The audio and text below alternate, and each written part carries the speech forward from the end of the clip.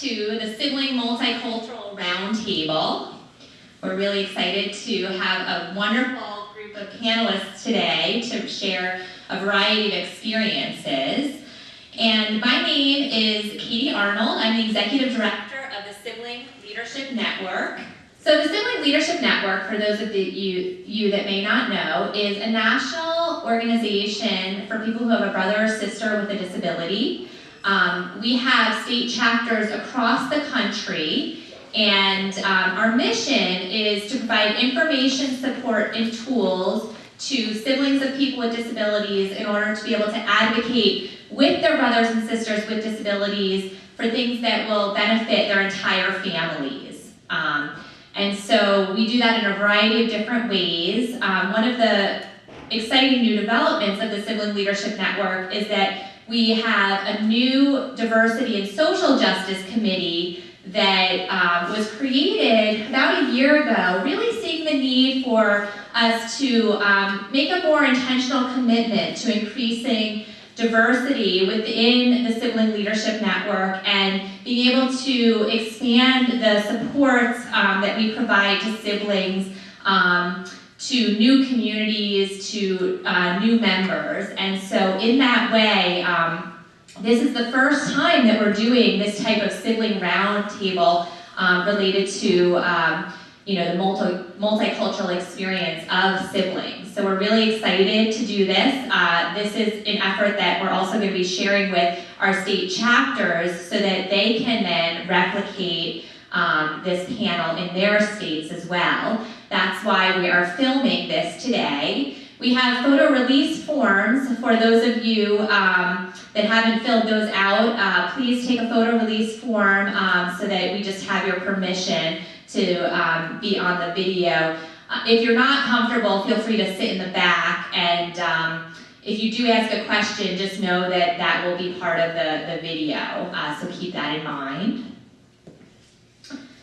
So the Sibling Leadership Network strives to be a community that includes people of every race, color, national origin, ethnicity, sexual orientation, gender identity or expression, religion, political affiliation, immigration status, socioeconomic class, and type of disability. So we're really broad when we're talking about diversity, and this was something that our Diversity and Social Justice Committee really thought through and talked through, having some rich discussions to really identify this as various aspects of diversity. Because disability is an identity that crosses all other identity groups, siblings of people with disabilities are members of many communities. We believe that becoming a truly integrated community that equitably serves all members is an ongoing process. As a network, we're committed to doing the work necessary to engage with this process. Today's event is really a result of the vision of the Sibling Leadership Network's Diversity and Social Justice Committee and the work that came out of that core group. I'd like to recognize some of the people who helped make this event possible. First, thank you to Allison White. She could not be here today because she lives and works in Washington, D.C., and she is one of the co-chairs of our Diversity and Social Justice Committee. She's been truly a valuable voice for leadership on both this project and the committee. Thank you also to the work of Amy Holm, SLN's project manager. And also thank you to Abla and Annabelle Lynn, who are LEND trainees, if you want to raise your hands. For acknowledgement. We really appreciate the work that you've been doing for your LEND project, leadership project on this event. I also want to thank Nelson for all of his great work with the technology and setting things up. So thank you to all of you for making this happen. Additionally, I would like to thank our co-hosts for this event, the Illinois LEND Leadership Education and Neurodevelopmental Disabilities, the Family Support Research and Training Center, as well as the University Center of Excellence in Developmental Disabilities here at UIC. A few quick but important housekeeping items. Today's event is scheduled to be completed at 1 p.m. We've saved about 10 minutes at the end for questions and to have interactive comments. Also, I know this is lunchtime, so I encourage you, if you brought your lunch, to feel free to go ahead and eat. There's also some drinks and some cookies in the back.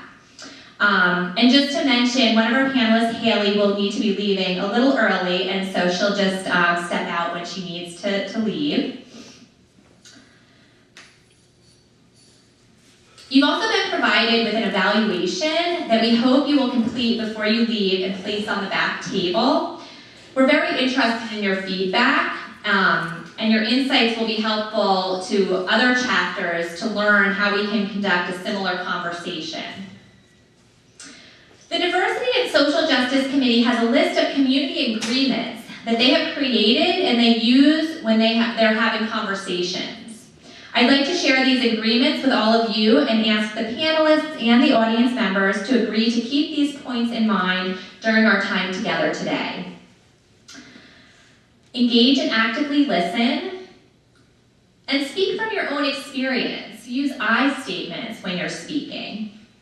Treat others respectfully and be kind. Put phones on silent.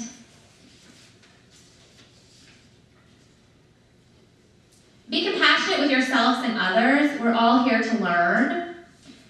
And make a commitment to continue learning. Also, please be intentional about giving everyone a space to speak and listen deeply. So with all of these introductions made, I would now like to welcome Abla and Anna Boleyn to provide their introductions. Thank you, Katie. I am Anna Boleyn, and I am a family advocate in the LEND program. Abla is my colleague, and she's a self-advocate. And what LEND does is prepare leaders to work with families and children with disabilities with focus on autism. And this multicultural discussion is part of our poster presentation that we will be presenting on May 3rd in this room. Abla, I don't know if you want to add anything. My name is Abla, and as Annabelle mentioned, I'm one of the LEND trainees, and I'm also will be presenting today. That's it. You took everything away. Thank you so much. So now we're going to turn to the panel today and start off our discussion. I'm going to start with Haley, and we'll kind of go down the row from there. And the first question is really just introductory, to really introduce yourself, please, your name, share a little bit about your family and your sibling. Hi everyone, my name is Haley Yoshizaki Gibbons. I identify as a disabled woman. I have a psychiatric disability. And I also am a sibling to 3 others. I have 2 sisters and a brother, all of whom also have disabilities. The sibling whose disability I perhaps interface the most with is my younger sister, Caitlin. She has 2 physical disabilities resulting from congenital heart conditions for which she's had to have numerous surgeries, including an open heart surgery at the age of 20. And I have been her primary care provider through that experience. But since I also am a disabled sibling to her, something that's been really interesting about our experience is that we have in many ways also provided care to each other. So since we both have psychiatric disabilities, we have really been a system of support and community for one another. Hello, my name is Natalie. I'm a Chicago native, born and raised. I have one sibling who is just turned 30, so 2.5 years younger than myself. She is severely mentally, intellectually, and cognitively disabled. Her mental function is about 18 months to 2 years. So I affectionately refer to her as my tall toddler on the internet and among friends. She does not have any physical disabilities of any kind, so her mobility is just fine, and her dexterity is just fine. But her mental functioning is about that of a 30-year-old toddler. I'm not her primary care provider, I'm her secondary care provider. We grew up primarily in a single-parent household, so at this point in our lives, I provide care, supervision, meals, laundry, daily tasks, toileting, bathing, and all that when her paid caregiver is not available or our mother isn't available to care for her due to work or other commitments. And I'm here because I am a part of the sibling group on Facebook, Sibnet, where I met a lot of these lovely people. It's a great little group of siblings, and I'm glad to be here. Hi, I'm Benji. I am a sibling. My brother is on the severe end of the autism spectrum. He lives in a group home was two, soon is now going to be three other individuals with varying degrees of intellectual and developmental disabilities. I am an advocate. I'm the president of our Illinois chapter of the Sibling Leadership Network called Supporting Illinois Brothers and Sisters, or SIBS. And I would say I was born into the advocacy world for people with IDD, particularly because being a sibling, and I speak regularly about the difference of that sibling perspective to the parent perspective, and how important it is that people find out about, learn about the fact that the sibling perspective is an important and distinct perspective, and I'm looking forward to this panel. Hi, my name is Alba, and I have 6 brothers and 2 sisters, and my older brother was diagnosed with schizophrenia when he was 22, shortly after he got married. I also identified myself as a person with physical disability, so I'm able to relate more to my brother and try to be there and provide emotional support as much as I can. I'm also, like in the LED program, as an advocate, I always try to work with ADAPT and advocate on behalf of people with disability. Hi, I'm Sumitra Murthy. I'm an immigrant from India.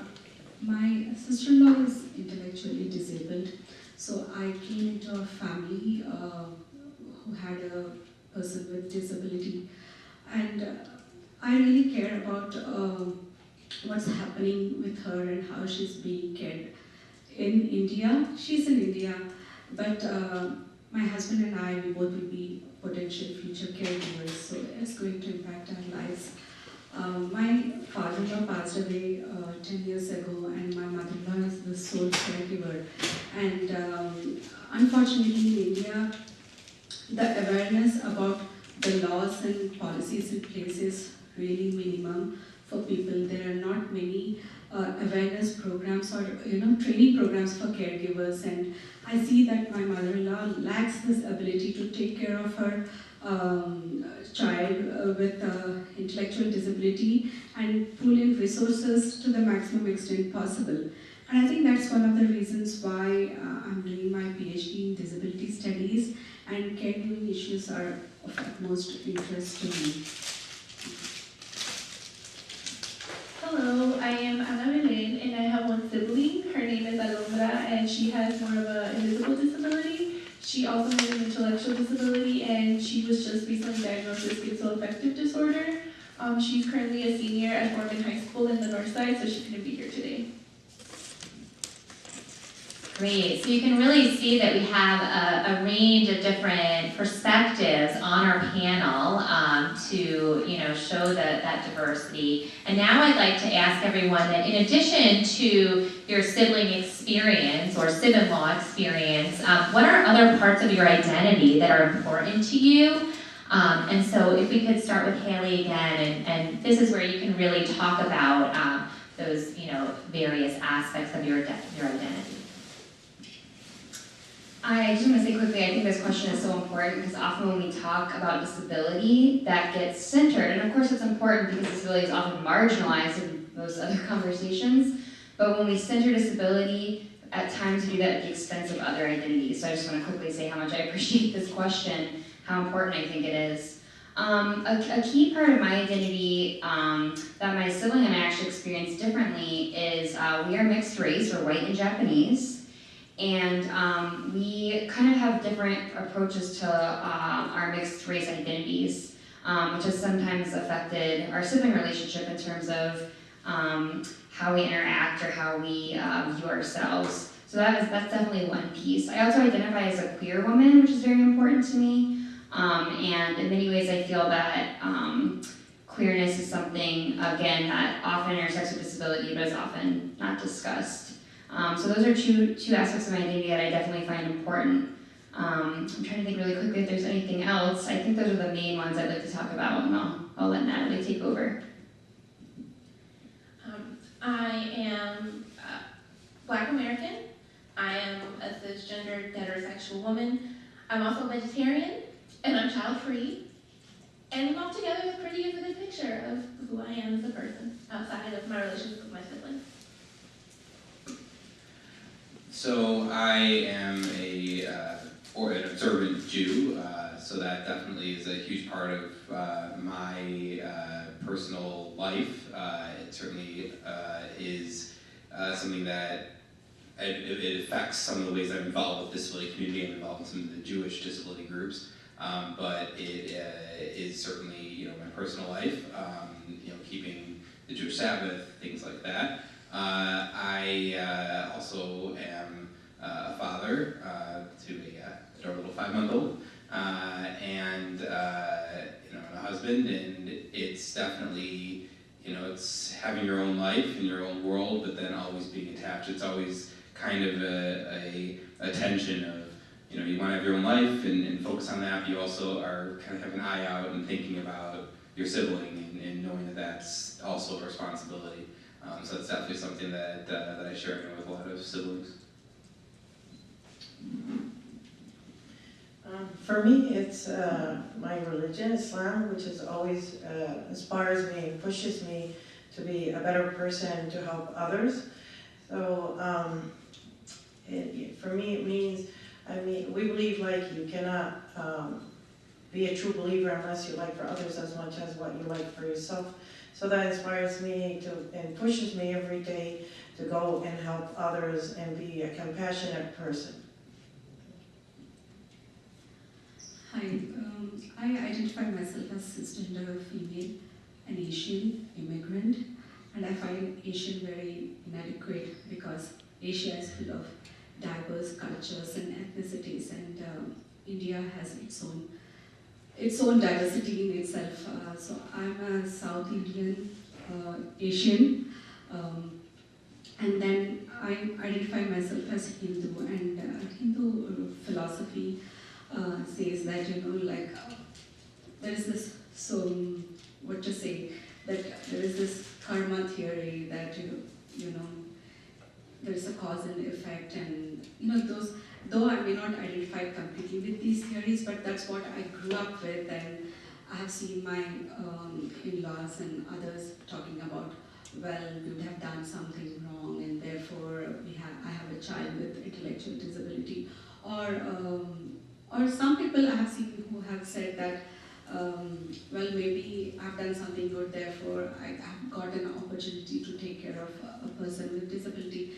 I grew up among that surroundings, but that has definitely impacted about how I see them.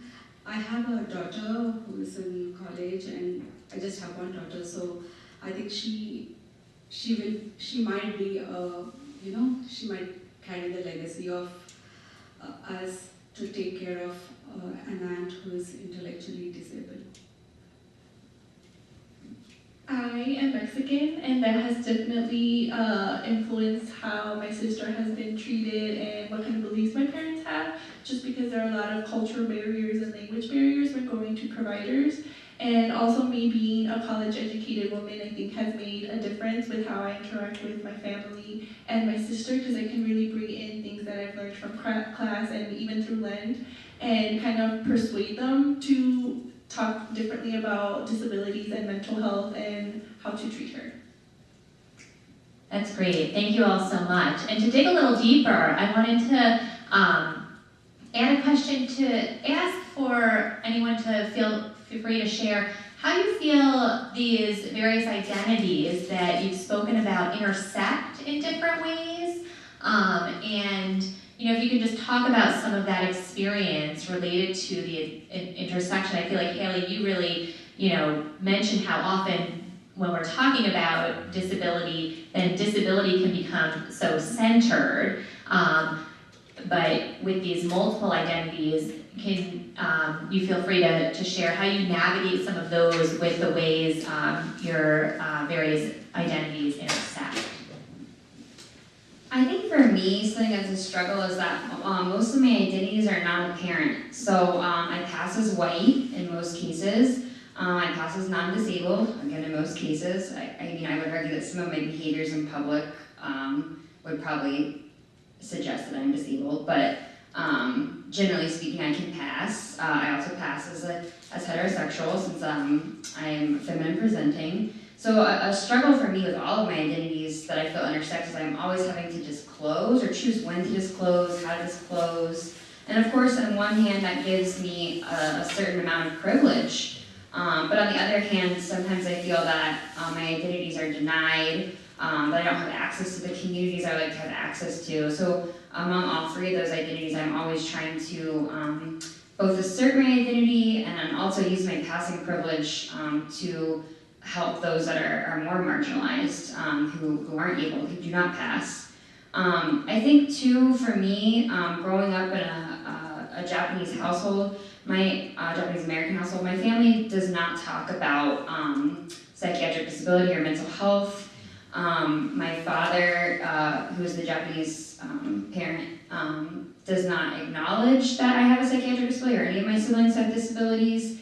When my sister with the heart conditions was born, he's always been very concerned about her condition, but in terms of like anxiety, depression, he doesn't really acknowledge that it's quote unquote real. So that's always been very stigmatizing within my family.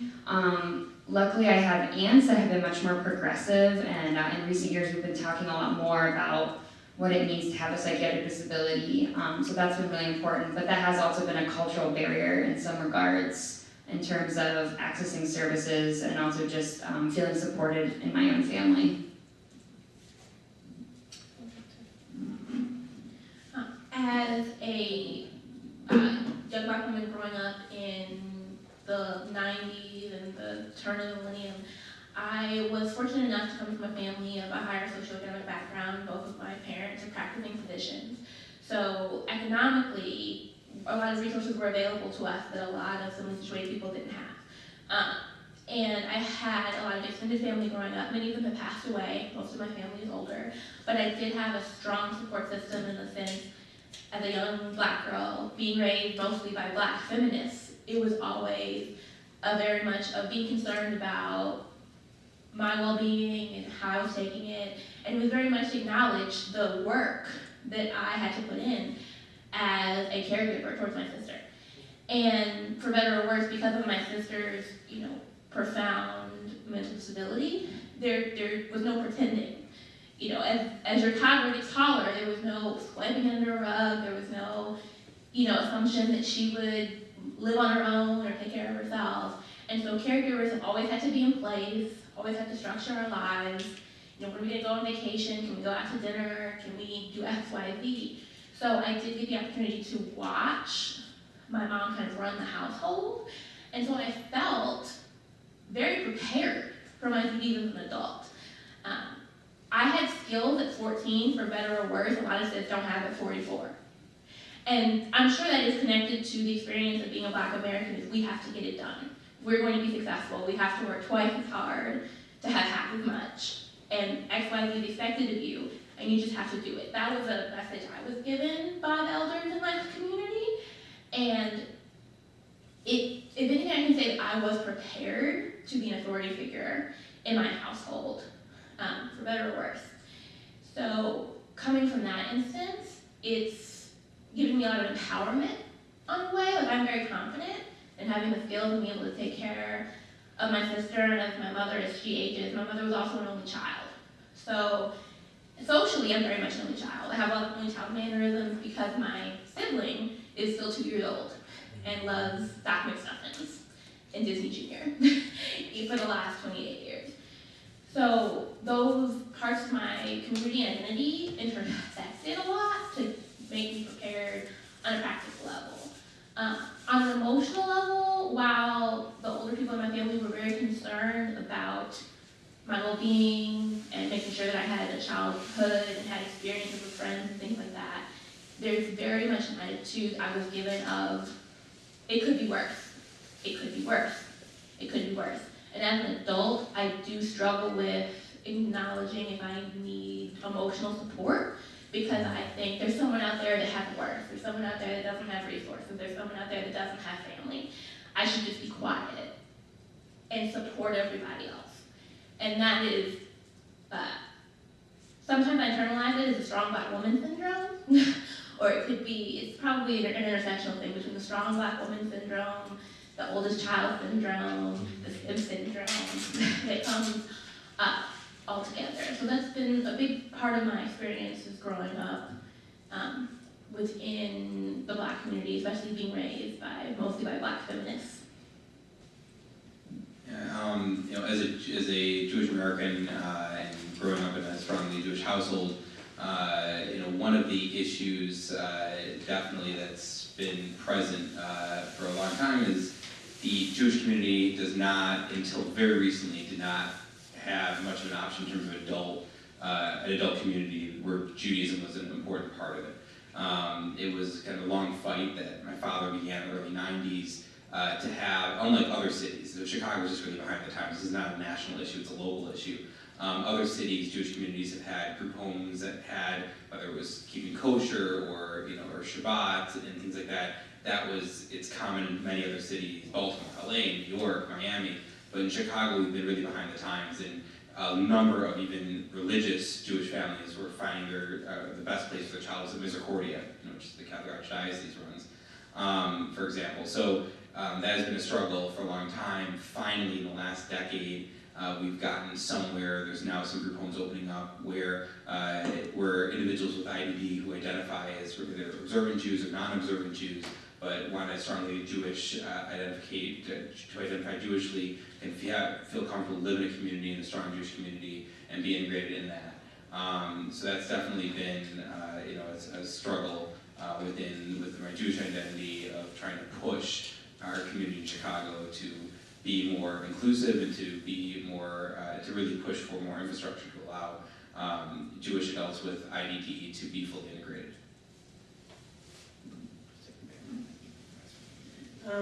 So when my brother first became schizophrenic, it was really difficult for my family because they start blaming, they couldn't come to terms with it, and they start blaming each other for it, why did this have to happen, and they also try to isolate themselves from society. It was really difficult, and just trying to be, you know, they were being in denial, and for a while they couldn't accept it.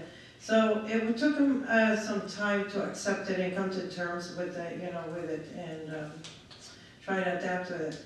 But what brought my, what unique experience I had with my older brother is that after I became a person with physical disability, I started to relate to his experience more, you know, as I had to go through hardship myself and go through the experience, adapt into life as it is.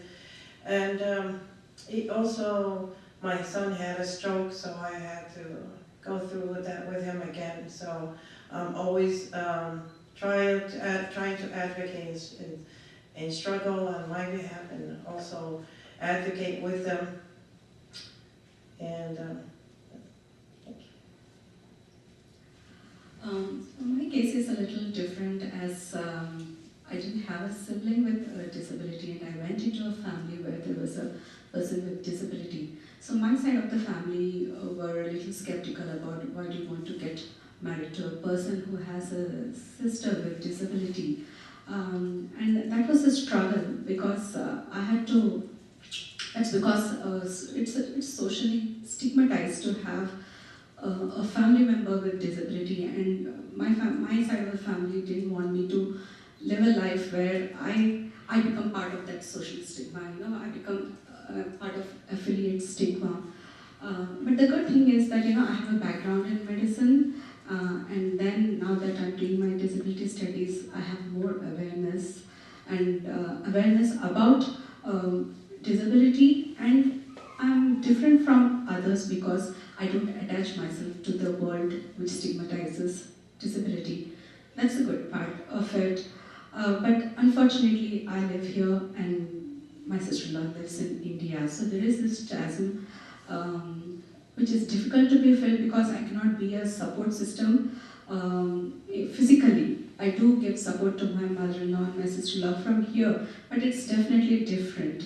On top of that, my sister-in-law has multiple chronic conditions. She has physical conditions as well as bipolar disorder. So it is definitely difficult for my mother-in-law to take care of her. And the constant worry for my mother-in-law is that what will happen after I pass away. And we know that we will be the future caregivers, but then the big question remains, do we go back to India to take care of her, or does she come and live with us? And if she comes and lives with us, well, she doesn't know any other language other than our native language. So will she be able to go to a day program or not? Again, that's a question that cannot be answered. So there are a lot of questions that are unanswered right now. There is a lot of uncertainty. And I guess for my mother-in-law, the only future planning she did was that her daughter will live with her son. That's all that she has planned. So there's a lot of uncertainty out there, which my daughter also carries. I think my daughter keeps telling me, Mom, what will you do? She keeps asking me sometimes, and I have no concrete answers right now. But I guess we'll get through it because we have, at least my husband and I, we have a strong support system right now with my mother. And some people who have started to change their attitudes towards disability and have come forward to, help us out or, provide that support. What was the question? Just to talk about the ways your identities intersect. Oh, I did. Okay, yeah. Sorry. I heard so many good stuff, and then I started thinking of one thought, and then another, and then I was like, wait, what was I supposed to say? So kind of like Alma said, when my sister was first diagnosed, there was a lot of denial and blame in my family, and isolation as well. But then I remember going to this quinceañera, like a facility, and one of my aunts and uncles from another city were there, and I have a cousin with Down syndrome, and I didn't know that. So they were also talking about their experiences and how they isolated themselves, and then I just turned to my mom and I was like, Mom, you see, I'm like, there are other people just like us that also have issues in their family. They have disabilities, mental health, and if we hadn't isolated ourselves, maybe you could have been talking to my aunt and uncle on how they dealt with everything that they had to deal with.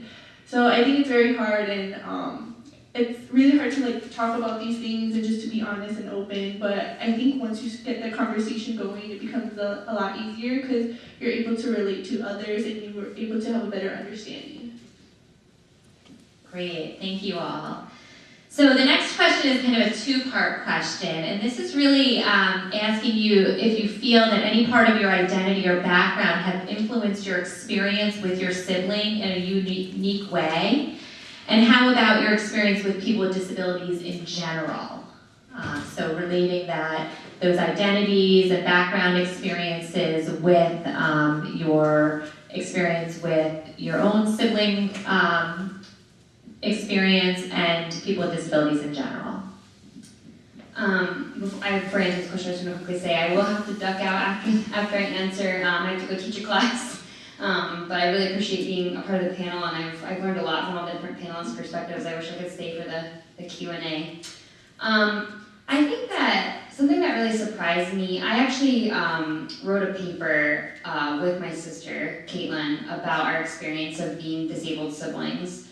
And something that really surprised me when I started examining the literature is just how big the focus was on a non-disabled sibling to a disabled sibling. And obviously that's a very prevalent relationship and it's important and absolutely needs to be included in research. But it was just so striking to me that there was virtually no research that looked at the experience when both siblings are disabled. And I know, besides me and my sister, I have many friends who identify as disabled and also have disabled siblings. So to me, I think that has been very important to highlight, that my sister and I, since we both identify as disabled, and with my other siblings as well, we have a different sort of relationship. I think it's characterized by a lot more by mutuality and reciprocity. At times I am the caregiver, but at other times I am the care receiver, depending on what's going on with each of us. So I think that's really important to acknowledge.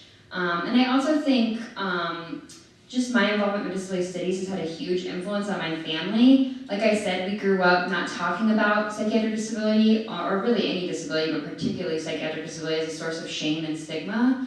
And when I started getting exposed to disability studies, which talks about how disability is socially constructed and that people can be proud of their disability identities, that really turned the table in a lot of ways for my family. We started having more conversations about disability just being a part of who we are, and how it actually in many ways has positively influenced our relationships with each other. So that's been really empowering for me and for my siblings in terms of embracing that disability identity, not feeling shame about it anymore. And that's also allowed us to receive better services and supports because we're willing to disclose to professionals, we're willing to disclose in communities, we're willing to go to our family and ask for supports that we need. So that's just been really empowering for us. And again, thank you so much for letting me be on this panel. I'm sorry I have to go. Thank you so much, Haley. Yes, thank you.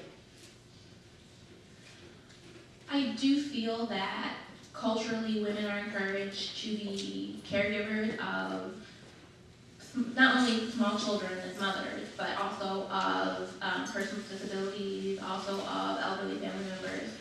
And given that my single sibling is also female, I think that I socially was expected to kind of jump in and do more of the physical caretaking aspects than I would have been had I been male.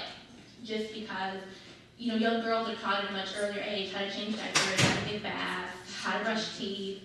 A lot of these things are things a lot of men of my generation don't learn until they become fathers. Whereas these are skills that I had at 11, 10, 12 years old. I also assisted in taking care of my grandfather during the last years of his life. He lives with us.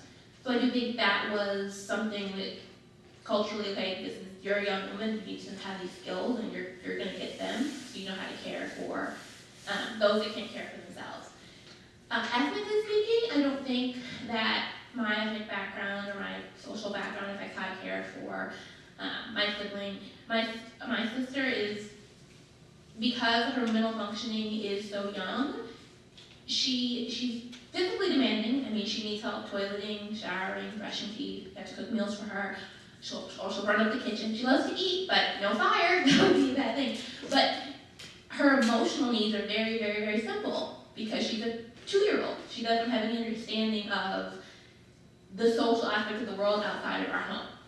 She doesn't understand that how she fits as a Black woman with a disability. She doesn't know that she has a disability. I mean, she knows that I'm a grown-up, quote unquote. And I do wonder sometimes when in her head I switched from being a little kid like her to being someone who can drive a car and handle the stove and open a package. I think about that sometimes, like at what age was it that I became like a grown-up, someone that can use the stove? I'll never know, but I think about that sometimes. So I think that as a young woman, that these were skills that I was taught and expected to have, and I wasn't fazed by. And I think if I had been male or raised as a male, I would have gotten those. I probably would have gotten them, but they would have been given to me later in life. Yeah, it's interesting. It reminds me, I guess, as a brother, that one of the things we talk about with the research in my own practice, I'm an attorney, practice limited to families of children with special needs and doing the planning for the future. That we see again and again and again this constant where it's when it comes to siblings and parents are elderly or passed on, it's an older sister is the most common person we see who takes the lead. Then sometimes it's a younger sister. Then sometimes at that point the next most likely is an in-law, a sibling-in-law. Again, usually a sister-in-law. And then only after we reach all those places do we get to the minority, this small minority where it is a brother. So an older brother and then finally a younger brother. And we just see it again and again and again. And I think there's so much cultural baggage built into that of why that goes on. But that is definitely something I just observe constantly and we see. But so, personally, one of the things, certainly, within Judaism, there was this last week, funny enough, we had a mental health themed Shabbaton. Basically, we had a guest speaker came in this for Shabbat, Saturday morning, we had our normal services, and then the sermon was given by a psychiatrist talking about mental health and just the importance of just awareness about how important mental health is, and that there are people with different types of psychiatric disabilities. And so it was just, and talking about the interplay with that in Judaism and Jewish law and custom. And so definitely, there's a lot of interplay and intersection. There's the plurality, interestingly, of psychiatrists in America today are Jewish, more than Catholic or Protestant, despite the fact that Jews are like 3% of the population in America today. So it's just, Jews have always been very interested in and very open to talking about psychiatric issues and intellectual developmental disabilities. But we're still humans, and there's still a lot of cultural and social stigmas attached that people talk about. So that's definitely impacted the way that I've interacted with other people in society and with my brother.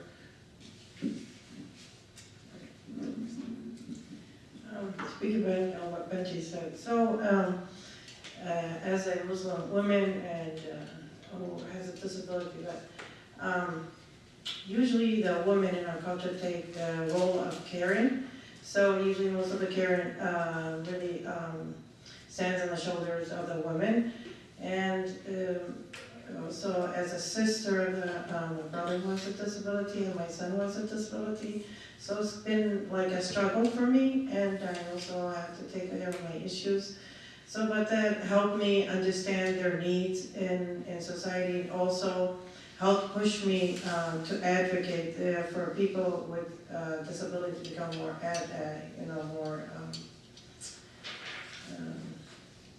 more experienced going out there and advocate, more aware of the issues. Also, again, the LEND program also helped me a great deal, understanding, people with mental disability, and especially with autism. That also helped increase my knowledge and education. There was a lot of issues that I wasn't aware of before. So that's going to help me a lot too in my advocacy. There are a couple of points I would like to mention. First thing is, I completely agree with Benji and Abla that women have to be the caregivers culturally. So my mother-in-law has been taking care of my sister-in-law, and the next caregiver would be me. And I see that how my sister-in-law interacts with me, she confides in me rather than her brother. And if she needs something, she'll tell me, not her brother. If she wants to watch a movie, she'll come and tell me, not her brother. And then she understands that, I can relate with my sister-in-law. And I think it's a cultural thing as well. When I came into this family, though I had a background in medicine, I did not know how to interact with her initially. Because disability studies were never taught in the field of medicine, and I don't think they teach them even now. And I was not exposed to any disability or people with disabilities till I got married. And being a single child, maybe I was protected as well, I don't know. But, it took a while for me to interact with her, understand the issues. Because the history that she carried since her birth, I couldn't get into those intricacies, or I didn't understand them that well. And I think I don't even understand that well, because sometimes, like my mother-in-law and my husband, when they talk about her, they talk about in a language that I sometimes miss out, because that's the language that they have been speaking about her since their childhood. And it takes a while for me to get to what they're really trying to say. So I'm learning as well, and it's a learning experience for me.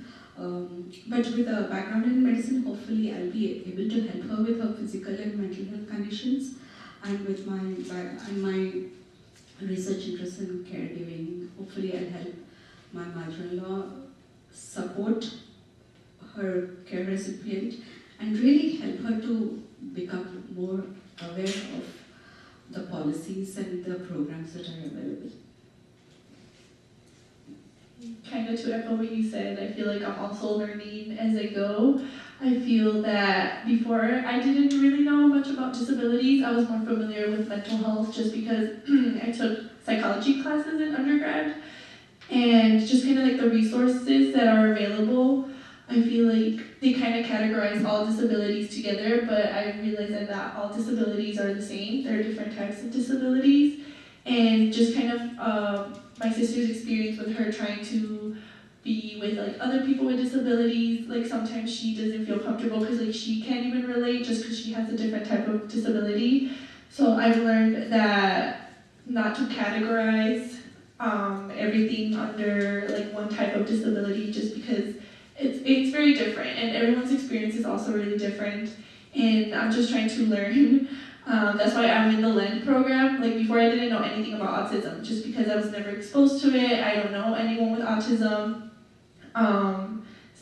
Yeah, I think just learning is going to be a big part of my journey. Great, thank you all so much. We're going to turn it over to the audience in a minute. Does anybody have any questions from the audience right now that you would like to ask our panel? And you can be thinking about it. I'm going to ask one more question and then see if any of you have any questions you'd like to share. So I'm going to kind of combine the last two questions together and ask you to share a little bit about how you've advocated with your sibling with a disability, as well as if you're involved in any social justice movements, and how you've really brought your sibling experience to potentially other areas of social justice or advocacy. So, Natalie, you can start with you. Well, I don't consider myself an advocate. I think advocates are kind of valuable. We need them. I'm glad for them. I respect the work that they do, which is often underpaid, unappreciated, and ignored. I consider myself, I am a caregiver, but I don't consider myself an advocate. I provide and care for my sister because I feel it is my responsibility that she is safe, warm, clean, happy, surrounded by Disney princess and pink, but that's because it's my responsibility, not because I consider myself a disability advocate. I absolutely respect and admire those that are, and we need them, and I'm thankful for them, but that's not my role. I do this because it's my responsibility, and I try to do it well. I think I'm doing okay some of the times, other times I'm just like, I need to go to bed. As far as advocating with my sibling, given the nature of my disability, it's not with her. I care for her, I make sure she has everything she needs, but it's not a group effort. It's a group effort between me and my mom, but it's not a group effort between me and her. Like, she's in her room watching Dr. Steffens, eating something and playing with Disney toys. So that's just the nature of my sibling's disability. What's the second part of your question? Oh, if you're involved in any other social justice movements that your sibling experience has, like if you brought disability into those movements or in any way? Okay, well, I do consider myself a feminist. I donate time and energy to feminist causes, to ensuring that women have, I donate money to make sure that they have adequate legal representation. I'm also an attorney. I don't work in the disability field like Benji here, but making sure that they have access to resources, legal representation, healthcare, childcare, which is very important. Knowing your children are safe and protected if you have them, empowers women to make changes in their own life. And I do believe that my sibling experience affects that because, I grew up in a home with a mother that worked 8 hours a week.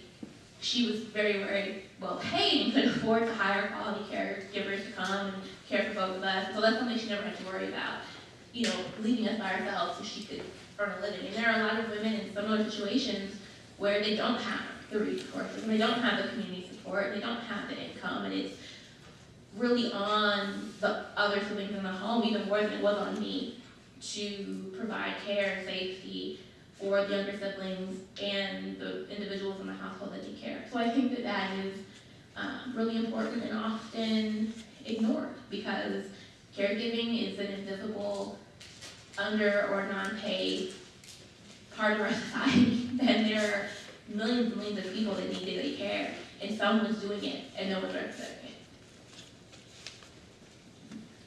So I have a number of hats in which I serve as an advocate. Certainly, I'm on the board of directors of Yarkov, Illinois, which is the largest advocacy group for people with intellectual and developmental disabilities in Illinois. We lobby Springfield and Washington for all kinds of policy changes. Advocating with is, again, similar to Natalie. My brother is cognitively level, maybe a 3-year-old. So it's difficult to have him where he's truly, there's a lot of talk in a lot of academic circles about really just trying to push for them to have, be involved in decision making about their own life and about advocating for themselves. And it sounds great, and certainly with individuals who are higher functioning than my brother, it's fantastic. If, just a little bit higher functioning, maybe you can really get somewhere where they have some input. It's just really hard at my brother's level. Maybe someone can come up with some ways, but it's difficult. As for just as advocacy in general, it obviously inspired me in my law practice, and privately, and what I support. There's we talk about care providers. I'm personally not a care provider. Thank God my brother lives in a group home where there's 24/7 care. But the advocacy is more of advocating for the services he has and maintaining the services he has and improving the pay for those care providers. Our care providers in Illinois are amongst the worst paid in the nation, and we've been fighting to get better pay for a long time now. Also, my job as an advocate is to advocate to families and to siblings to know that they have options, that the only option is not for their sibling to move in with their brother or sister. If that's what they want, and that's the best scenario for the sibling really wants that, okay, but they shouldn't be the only option. They should understand, they should have quality care where they can live independently, have their own community, and have that independence. My brother now goes to, they go to the YMCA, he goes to activities and events and things that are not with my parents, and he is with his peers. And that is, I think, a wonderful thing, and that we as a society need to make sure that people know that that is a possibility, that it shouldn't feel that the only option is to live with a sibling when the parents can't do it anymore. So that's a view. One of my jobs as an advocate. I found, unfortunately, the kind of doorkeeper for services, certainly in the IDD world, is different in each part of the state. And some of the what they call ISCs, or these called pass agencies, tend to be a lot less advocates for families. And they don't tend to tell people, oh, there are options. They tell people, oh, there are no options, basically. So that's another area where advocacy needs more work to do. As for social justice, or where it's come into play, I'm trying to how it's affected other areas. I mean, most of my advocacy basically is the disability world. I really haven't advocated outside of it, in any major way.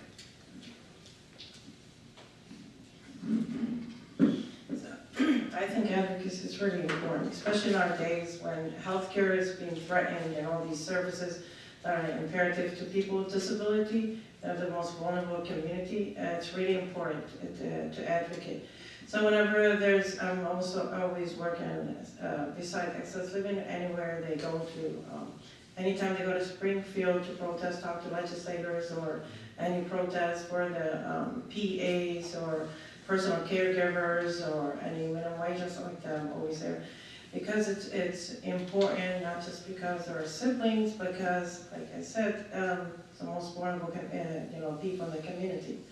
As far as advocating with my brother or even my son, so I try to go to any appointments they have because they need that extra ear or eyes, so you can clarify things for them later if they need the help, or attend meetings with them as well, to be there for them and support them, whether it's physical or emotional support.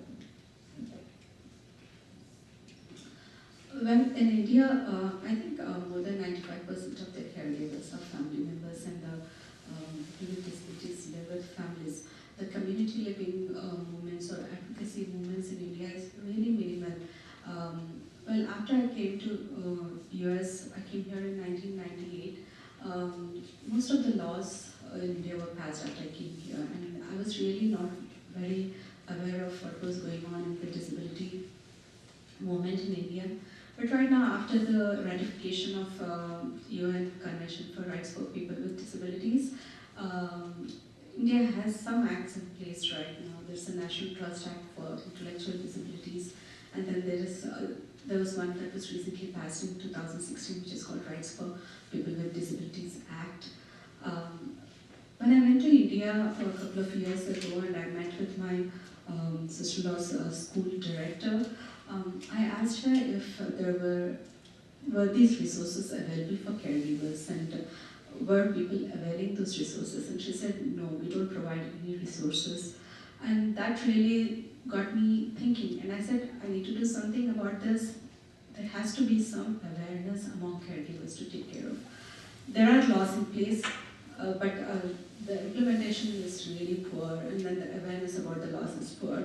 And that's what actually triggered my interest for my dissertation, that I should do needs assessment of the caregivers and maybe adapt an existing toolkit that provides resources to caregivers. So the causes and the advocacy or whatever I do here really doesn't impact my sister-in-law's lives, but maybe with my dissertation topic, and when I go back to India and do some work on that, might make a difference. I think I am a really big advocate, but maybe not in the public eye, but more with my family. I think I'm that annoying political person in the family that's always like saying things, and my parents are like, oh, there she goes again. Just like the other day, I was like organizing everyone because the Illinois primary is coming up. So I was telling them that we need to go vote, and I was like, okay, Dad, you're gonna text this uncle to tell him to come out. Mom, you're gonna call up this aunt. This is who you're gonna vote for. This is what they stand for. So I'm always that person doing that for my family. I'm also very like on the lookout for events, discussions, anything that I can learn and bring back to my family and share it with them, just so that we're all aware of everything that's going on. And I'm always trying to also like drop facts and like text them random stuff. They probably hate me. But I think it's just important to like keep like advocating, and I also like taught my sister that she can advocate for herself and that she shouldn't rely on like me or like my parents to do it for her, because she's also an individual with a diagnosis or no diagnosis. And I think that's been a very valuable experience for all of us, especially now that she's 18, officially an adult. I think that has also changed her mentality a little bit, where she also feels more empowered, a little bit more confident in herself, and now she's starting to, I don't know, like develop as a young woman, and not just so much as like someone with a disability. Great, thank you all. Are there any questions from the audience? Yes. Hi, my name is Justin. 5 years ago, I married into a family where my wife's grandparents had a big heart, and they adopted 4 children with special needs. And so something that we're looking towards in the future is, I imagine we will also be the primary caretakers later in life. I'm curious about economics. Benji, you kind of talked about how professionally it sounds to me almost like you've dedicated your life to advocating for disabilities and or people with disabilities. But economically, like, if you're limited in resources, what options? Do you feel like you have to make special plans? Emotionally, how is that weighing on you? Like, things like that. That's kind of what I'm curious about.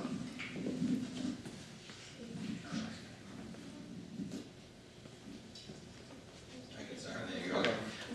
So, one of the things that, is a real problem is that it's not just economics in terms of the family's resources privately, but but that the service providers that they go to for their access point for disability services tend to be, if they live in communities that are less well off, they tend to be not as great in terms of advocating for families, unfortunately. So it seems that the awareness about what's available and the ability to access it is less among the people who need it the most.